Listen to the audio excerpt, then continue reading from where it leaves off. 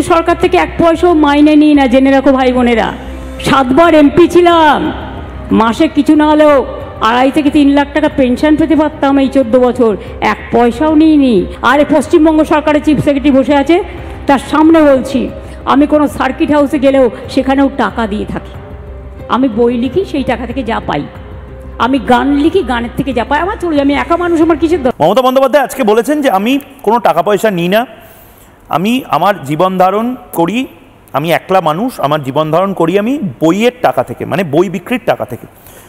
আমরা একটা সময় শুনেছিলাম ছবি বিক্রির টাকা থেকে মমতা বন্দ্যোপাধ্যায় উপার্জন করেন। সুদীপ্ত সেনের মতন অনেকে কোটি টাকায় ছবি কিনেছেন মমতা বন্দ্যোপাধ্যায়। বইও নিশ্চয়ই, আমি পড়িনি মমতা বন্দ্যোপাধ্যায়ের সব বই, ছড়ার বই পড়েছি, খুব সুন্দর ছড়াগুলো। একটা তো আমার খুবই ফেভারিট, এপাং ওপাং ঝপাং, আমরা সবাই ড্যাং ড্যাং, কিসের আছে কোলা ব্যাং। 1-2 নম্বর কেটে নিতে পারেন সন্ময়, আমি পুরোটা মনে করতে পারছি না।